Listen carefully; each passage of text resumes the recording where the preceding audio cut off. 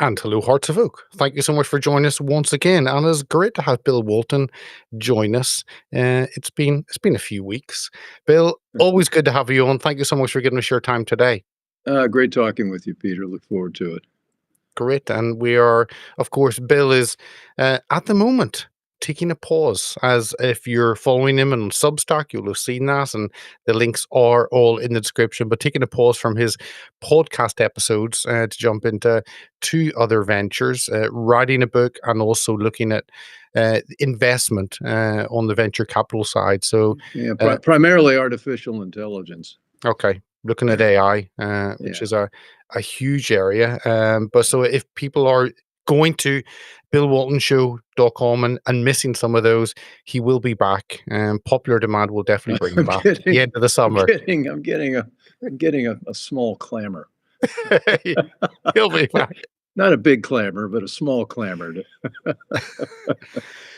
But I wanted to, your one of your main chunks of your background is on the finance side, and then understanding the economics, the trade side, and a lot has been happening. Trump, in good Trump style, has been causing ripples, and that could mean anything. But we'll narrow it down on the economic side, and maybe talk about tariffs. He originally imposed. Uh, Large tariffs and said they were half of what other countries did, so reciprocal, has now put a pause on those. Um, and of course, all the talk is because the financial markets, the talk is, oh, it's up this day, it's down that day. It's not long term thinking; it's always short term conversation. But let us know your thoughts um, on those tariffs, and I also want to know your thoughts on actually what your thoughts are, maybe any insider dealing, because looking at the Dow, it had fallen down a lot, and then when that was announced, up again. Perfect buying opportunity if only you knew. And there's been some criticism of those who maybe have been in the know. But on the tariffs, this is a different conversation, a conversation that the world hasn't really had. How do you see this progressing? And do you think tariffs can really be a way of generating income for the US and therefore pulling back on other taxes? Boy, that's a big question. Let me. You know, Donald Give Trump it has all. been Donald Trump has been talking about tariffs and how the United States was getting, I won't use the verb he uses, in the trade world, and that we were sucking jobs and manufacturing out of the United States. And tariffs were the instrument with which to reverse that. And we weren't sure how serious that would be when he became president again. Turns out he's very serious. He announced Independence Day. What was that? April 2nd. He didn't want April 1st because that was April Fool's Day, and he wasn't fooling. And what's happened is he announced all sorts of different types of tariffs, and then he ended up with settling on one tariff for most countries in the world, and a separate one for China, which started out at 125%, and now I think it's at 145. Who's counting? It's a big number, and it's effectively shut down a lot of Chinese imports into the United States already, and had a big change and caused a lot of change in supply chains between here in the United States and all parts in between. Now, stepping back, let's talk about what I think Trump's getting right. I mean, he's got his big, beautiful bill, which is, I think, going to be a quite good one on taxes. And he wants to keep the lower tax rates that he had in the earlier term in place, plus add a few more on. I think he wants to eliminate tax on, what is it, tips, overtime, and Social Security. And oh yeah, since I'm getting Social Security, I really I really like that one. But anyway, it's a big good bill, and I think it'll do a lot. He's also across every agency, just like Joe Biden had a whole of government DEA mandate for every agency to push equity in their hiring and DEI, Yeah, rather, not DEA. they are. He's reversed all that. He said that all that's shutting down, and he has shut it down. And in addition to that regime, he's also has most of the agencies working with on regulatory relief, and of course the Doge has been working its processes, and I think it's unfair. It's been unfairly maligned simply because Elon Musk is getting in things that the deep state does not want to be gotten into. So you're hearing a lot from the mainstream media and the establishment about how terrible this is, but in fact, they talk about 165 million billion of savings. I think the number's a lot bigger than that. Than they just don't want to pull it out right now. And then so tax, regulatory, and the big one is energy. And Chris Wright in the Energy Department and Doug Burgum in Department of Interior, we're unleashing the fossil fuel industry, and also not Doug, but Chris Wright at Energy is very interested in nuclear, and so am I, and so should we all. I mean, particularly now, the technology has completely changed from what it was 40, 50 years ago when those huge reactors were being built, and there's much. Those were safe, and these are even safer, and they're much more economical, and they make a lot of sense, and so they're pushing that. So those are all the things I feel he's getting right.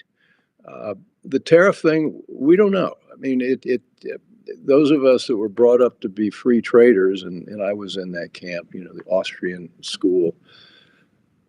Tariffs were verboten.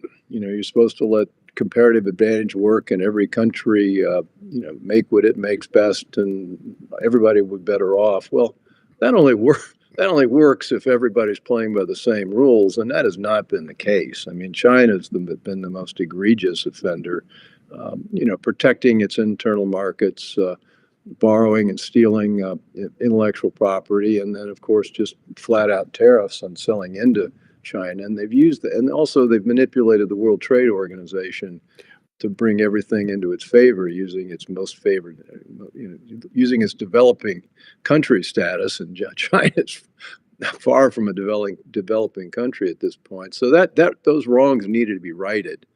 And of course, Europe, you all had a few large tariffs on automobiles and some other things like that. And Donald likes to say, well, if you're in Paris and you're looking out the window, you never see a Cadillac. I don't think that's necessarily because of the tariffs. I mean, there's some European cars I'd rather buy than a Cadillac, but that's just me. But that is a fact, and he's leveling that down. And his trade rep, Bob Lighthizer was the friend of mine, trade rep last time. The trade rep this time saw him. They're really being very smart. I think of trade deals as taking 5 years, 3 years, negotiating everything, intellectual property, all that sort of thing.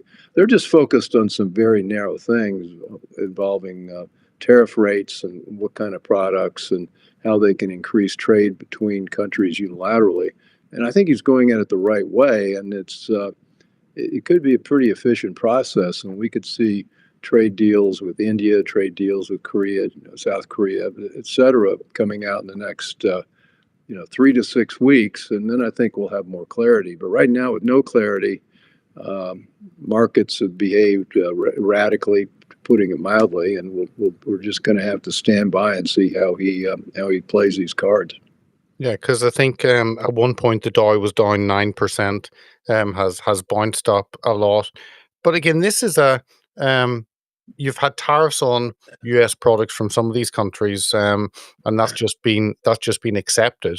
But this is changing the conversation. I mean, I know the UK are desperate for a trade deal, and to remove some of those tariffs. I think the US dollar, actually, the price of it, maybe that also favors the US in terms of countries buying US products. And I guess no one has had a conversation about this. The discussion that actually 100 years ago, this is how it worked. It doesn't work today.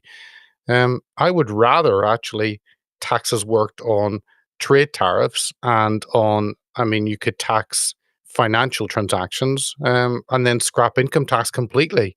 Capital gains tax, scrap that. That's where I would like, but I don't know if it's radical enough to do that. But at least the conversation is there, where you get your money from. Well, but the United States is the only country in the world right now that seems to be going through this radical rethinking of how it wants to do business. I don't see the EU um, thinking about things in that way. I don't see the UK thinking about things in that way. I don't think there's a comfort level. You're still sort of ruled by the elite there, and they don't want to change much, and they like the regime. And so it'll be interesting to see how they play out negotiating with Trump. Yeah, all those things are good things, but I don't see that happening. I mean, maybe we could be surprised, but it would be a surprise. I think no, the radical is not a term used for the European Union, and certainly not for the UK. So Well, radical shutting down of freedom and creativity. How's that? that is the And free speech. speech That's a big one. nightmare Yeah. that we have, no complete.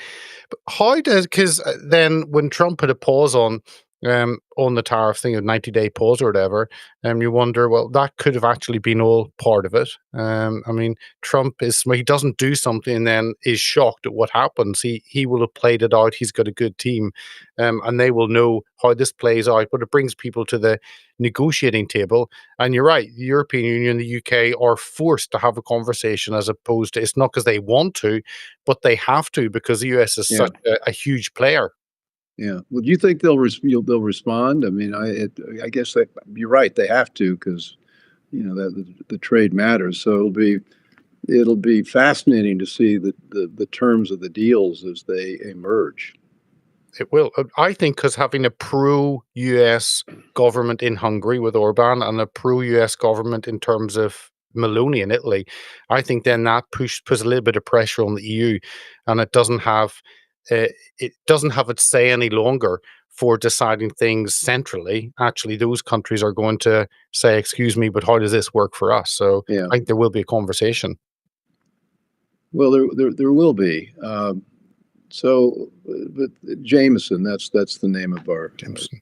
our trade rep. But then the dollar's in play and its status as a world reserve currency. The dollar's been soft against most of the other currencies. I guess the Swiss franc is up some 7 or 8% against the dollar since I forget the name of it, our Liberation Day.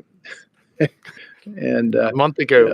so that's another thing. It's going to favor U.S. manufacturers and exporters that they're able to have the cheaper dollar helps them sell, and so that's an edge, and that may play into the negotiations, make people eager to come to the table.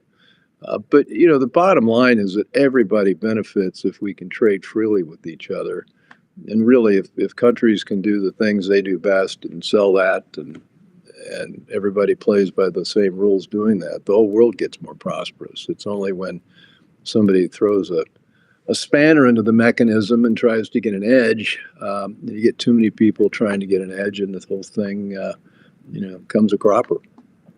How do you think this will work on? And I'll talk about energy in a little bit. I want to pick that up, but how do you think this works on companies actually relocating to the US? Trump tried to push this made in America in his first term. His first term wasn't as hard hitting, and as this term has been maybe a surprise win, this has been planned for 4 years. So I saw a couple of companies talked about expanding their manufacturing base. I think one of them was a Swiss pharmaceutical giant, Roche, and it's worth about $70 billion. I think that's his annual turnover, and it's looking at spending tens of billions of dollars in the US to actually expand. We've got 5 or 6 manufacturing plants, but obviously they don't want to get hit by tariffs, and it makes sense for the US economy to have those industries returning to the US. Do you think that will really happen? Or, I mean, when they talk about the price of an iPhone under these tariffs, it could be like $3,000, $4,000. Well, and I don't see a lot of Americans working with those little screws putting together iPhones. I don't see that's our skill set. But maybe we'll develop it. No, I think making iPhones here would, at least the way they're making them now, would be impossible. Uh, I think they're throwing out big numbers. They're saying there's $5 trillion that's already been announced or soon to be announced of of investments in the United States, people putting their plants here. And that was, that's Trump's big long-term aim, which is to make America a country that makes things again. I mean, we design things and we export dollars, but we don't really make things. And we saw during the meltdown or during the lockdowns with COVID, extreme supply chain vulnerabilities in medical supplies and drugs and really everything that the country would need to stand alone. The United States is not doing that. I mean, we're not making aspirin. We're not making basic, basic drugs that are sitting in your medicine chest. If we can't do that, then we have a problem. We need to rectify, and that's what we're doing.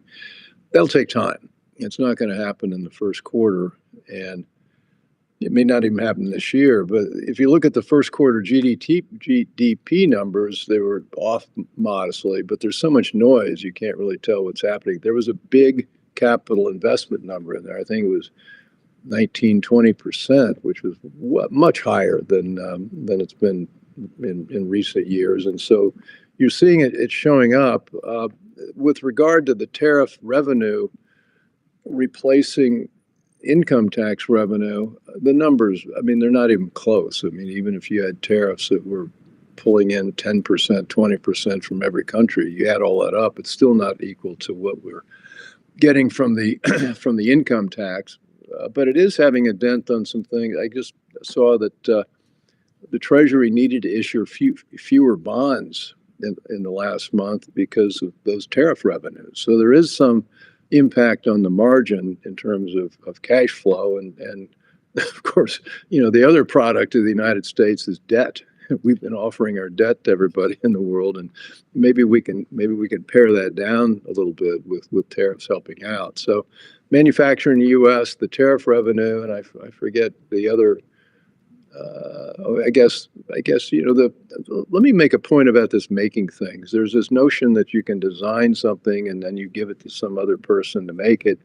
Well, I've been in the private equity and venture capital business forever, and you are actually a much better designer if you're on the factory floor and understanding how these things are getting made and can get feedback from that process, and you're going to design something better the next time. So I think it's been a big mistake to think you can split those two things apart, and bringing them together will only make I think a better product development cycle, and that's good for everyone.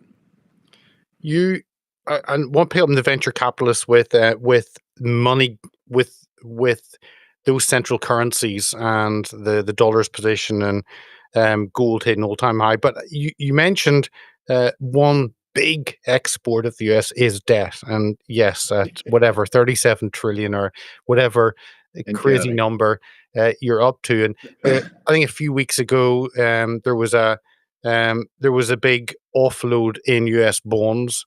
I think Japan holds 1 trillion of US bonds, one of the biggest holders. But how does this debt industry work? Because President Trump obviously wants to reduce that. Debt can only continue if actually the economy is really flourishing and people buy into it in bonds.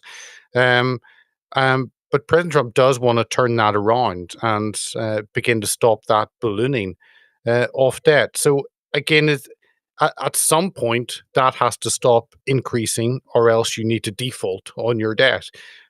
How do you see this playing? And I guess with the tariffs, it's a shock to the system, and that doesn't work in terms of bonds, in terms of investing into the US. So it's short-term shock, but it might have long-term gain. So yeah, what are your thoughts on that debt pile and how that actually feeds into the US economy?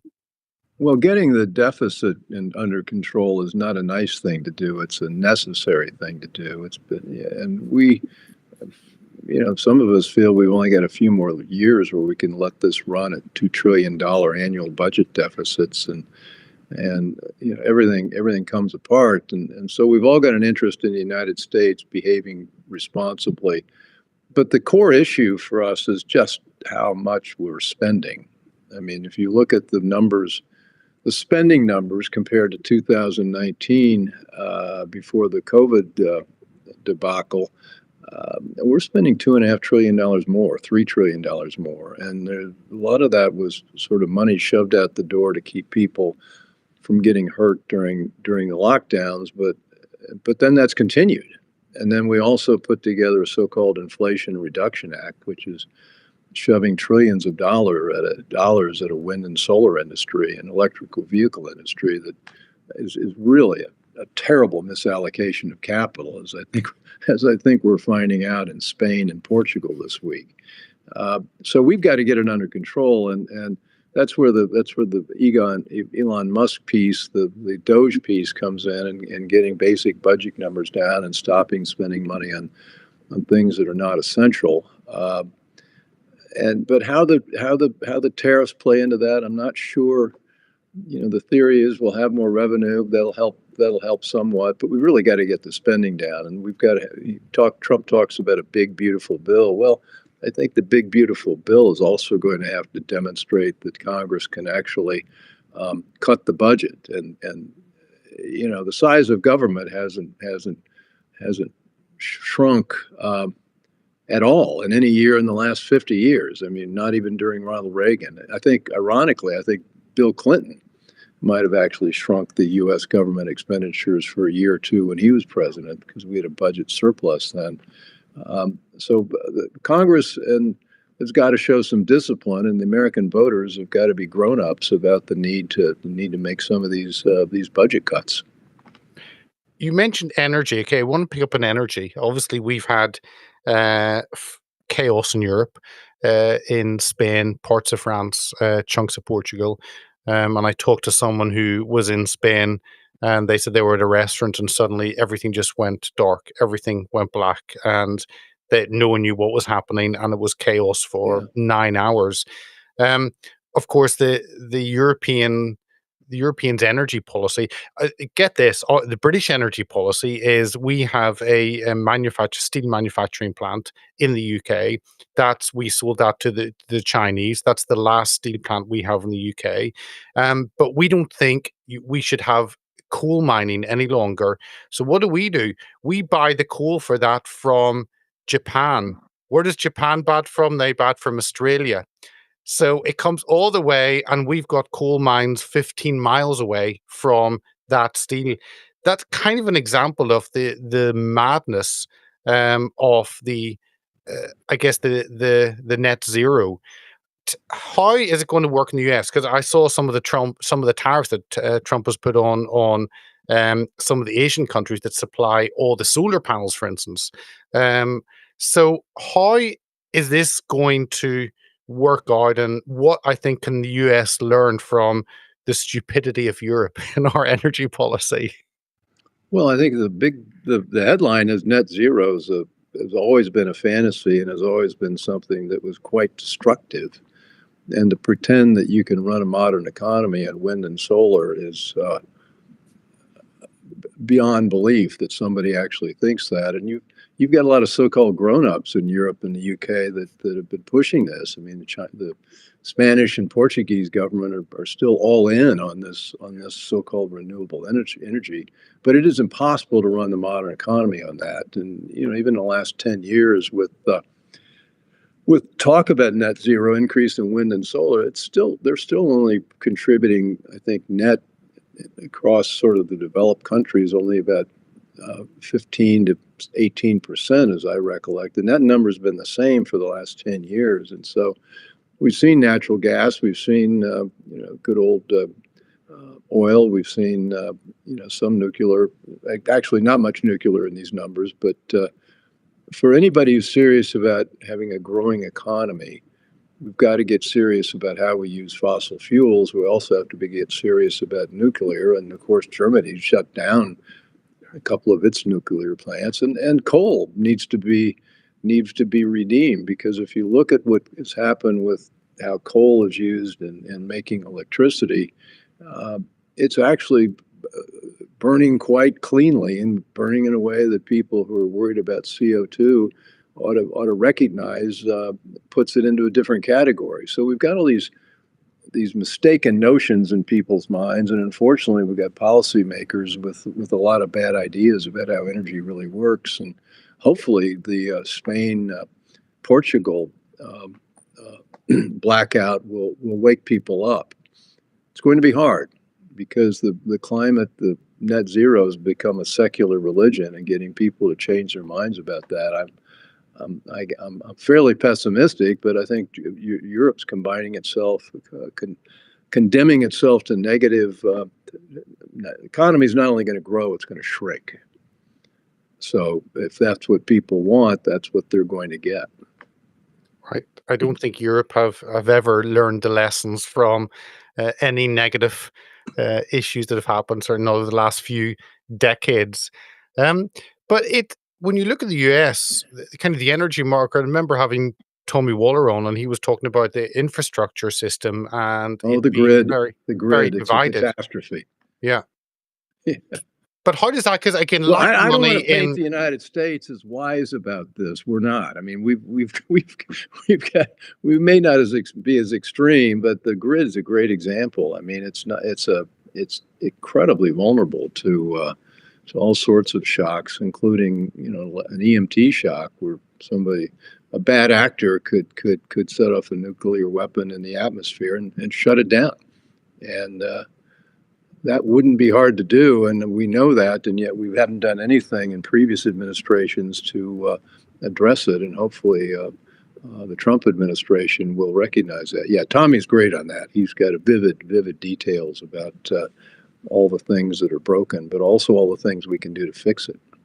Because if you've got to drill, baby, drill, I get that, but you need to build, baby, build. You need to actually build the infrastructure out, not only in energy, but in roads, in airports. I mean, there's so many areas that have had lack of investment, and you might even get high-speed rail there. Who knows? I know California failed that. I think actually it's good to have that as an alternative. But yeah, there are all different ideas that infrastructure that's been left to decay for decades. And I don't know whether actually Trump's talking about putting money into that. Well, you must have been driving in D.C. recently, Washington. Talk about neglected infrastructure. I know. I You know. can't, it's our streets are an embarrassment.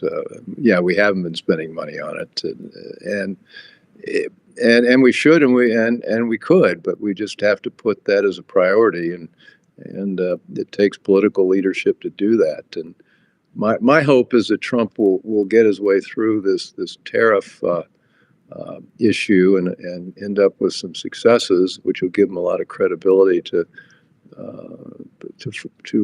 advocate infrastructure and allocate some capital to that spending in the U.S. And perhaps other countries will take example there. I think just before we went, you talked about the economy. I think the figure I saw this morning was U.S. economy shrunk by 0.3%, and of course it's Trump's fault. That's the media line. Just like the price of eggs may have been higher over a week, it's his fault. Um, but how, when you look at the move to where people put their wealth, and the US dollar has traditionally been the place where people put their money. But then you look at the price of gold at an all-time high. Then you look at the whole crypto market and the deregulation happening there. How do you see? Because again, if the store of wealth is not in the dollar, then that takes America's influence away. But people are looking for other things, and I guess it's around the issue of debt. That the higher debt you have in the central bank, then the less the money is actually worth. So, how do you see the kind of flight to gold, to crypto, to other ways of people storing their wealth? Well, first, let me put a warning label. I'm not in the investment advisory business. No. This is entertainment only, not investment Okay, advice. for purely speculative. My answer may surprise you. I think the most interesting area to invest is Southeast Asia the area that I guess if you drop a pin on the map and where southern China intersects with Vietnam or in that area there, if you take it out of radius, and there's a word term for this that somebody gave it, take it out 2,500 miles, you capture one half of the world's population in that area. And those economies are advancing, and they're not paying a bit of attention to the net zero and all the other environmental things that are holding Europe back. And not just that, but I think they've got in many cases, their population is growing more rapidly, and there's a lot of economic dynamics. Singapore obviously has been a leader forever, but the other countries are also showing some dynamism, and Vietnam. And so I think there's an interesting investment opportunity there because that's based on fundamentals. That's that we talk about the stock market. Well, the stock market can be just an hysterical uh, old man or old woman or whatever it wants to be. It goes up and down, and but it doesn't. Buffett said it's in the short term it's a voting machine, in the long term it's a weighing machine. And so fundamentally, I'm looking for economic growth in Asia. Um, Interestingly, maybe not so much China, because I think Xi has done a really good job knocking down a lot of the free market initiatives in China, and they're moving back to more of the good old totalitarian Soviet type state. And so I don't see China growing all that much economically, but the rest of the countries, yeah. And with crypto, who knows? We're now got a crypto czar in the White House, David Sachs, and we're trying to legitimize that. I'm not sure. I mean, crypto is not based on anything more than people's faith that it's worth something, and there's nothing underlying it. I guess in some sense, I think that gold is still the bedrock for where you'd want to keep your savings and your capital. And gold, is near. I don't know where it is now, but it's been at near an all-time high, and I've been a happy owner of some gold, and that I see continuing. How high it goes, we don't know. And the other ones you mentioned, so many of these things depend on exogenous events. That's the economist term for something new coming in that you never thought of that changes all the economic arrangements. And right now, with Pakistan and India rattling their sabers, and Iran, and of course Ukraine and Russia and all that, I think it's hard to be very prescient about where you put your money long term. I wouldn't put it in a mattress. I mean, inflation's going to kill you with just holding cash. So find someplace useful to put it, like gold or like income producing securities. Just to fit, and you mentioned the stock market going up and down, reminds me of what Steve Bannon says: "Get the signal, not the noise," and people focus on the noise instead of. Yeah. I think that is quite key. You mentioned China. Maybe finish on that. How you see that develop with the. It seems though China and the US are in a trade war, much more than any other country, and that has implications because it's the first and second largest economies. It's also probably the two countries with the two largest debts of anyone else. I think that's the reason why the Chinese economy has slowed down. But how does that work? I mean, we've seen some of the the I guess Chinese punishing US companies like Tesla, and that's really hit their share price. And it's a tit for tat even against Nvidia, the computer company that makes chips, and that's been hit, and that's a huge company. So how do you kind of see that? Trump wants to do a deal. Will it, do you think, develop into a relationship, or is this who's looking to be top dog, and therefore that damages that relationship? Well, I see you have to decide whether China wants to be an economic actor or whether China wants to be a world power in all other ways, and has plans for China to be ruling a lot more of the world than it is even right now. And so if you look at Xi and you look at the Politburo and the way they're behaving, they're not acting like economic actors.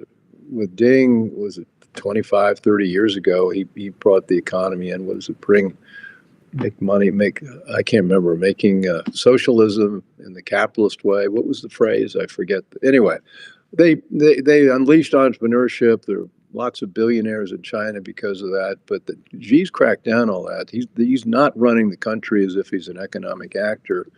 So therefore, I don't know how rational they're going to be in making trade deals with Trump, who I think is an entirely economic actor. And I don't think Trump has any slightly territorial designs on anything. He just wants to make money and make United States rich, which I think is a noble aim. But so China it just and China and Ding, didn't they have a couple? They swapped a couple of top positions in the Politburo, and I think one of his key guys was disappeared last summer. It's unclear how strong a whip hand he has right now. That's either good in that maybe he'll be replaced by somebody who sees more as having an economic relationship as the most the way to make everybody healthier and happier, or whether he's going to be replaced by one of these wolf warriors.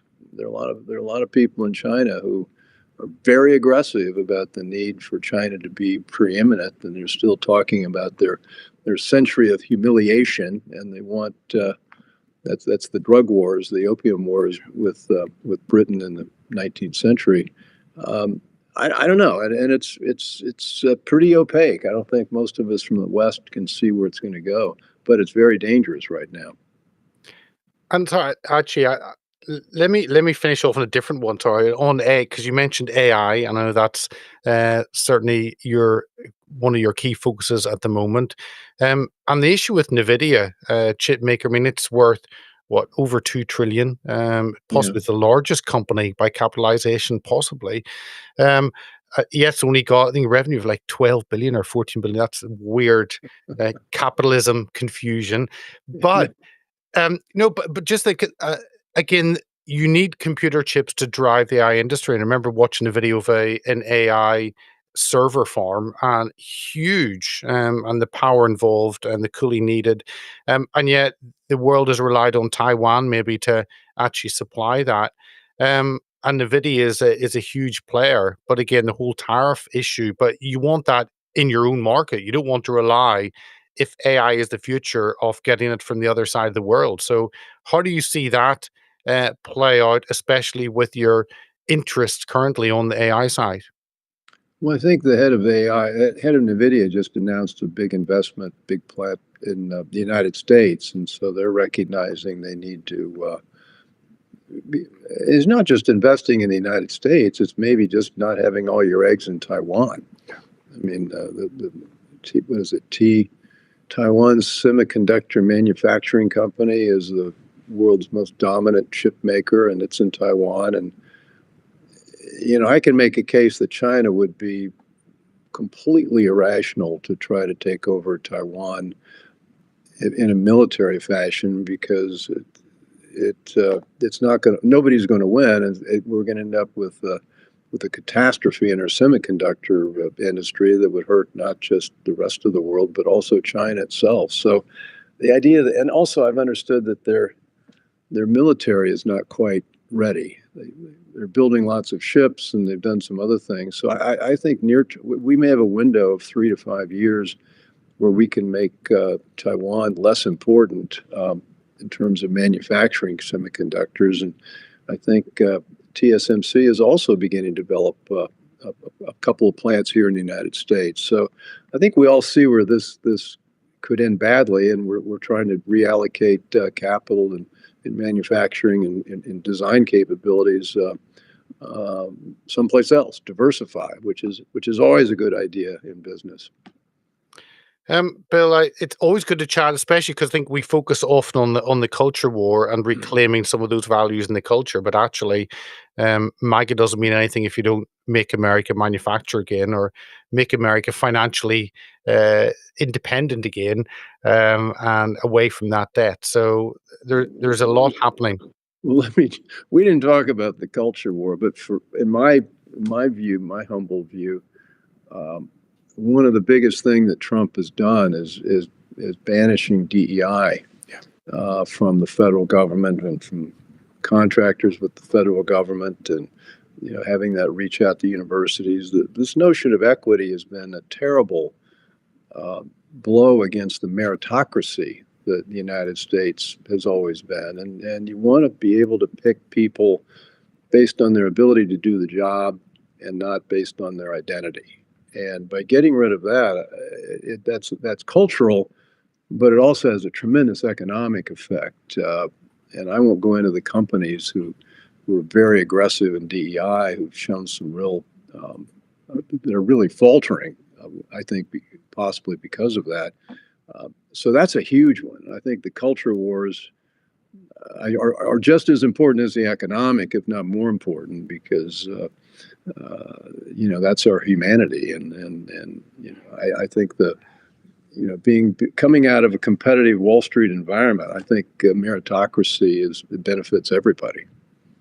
No, one of the DEI, the benefits of scrapping that, I think, was Pete Hegseth the other day talking about recruitment in the military and where the US was in terms of 75% of individuals not being eligible because of health issues and because of the DEI side, and now changing that. So I saw, I think yesterday he was announcing that with Trump in the Oval Office, changes on that and how to build the military out and make the US military a powerful, feared force Well, once again for good.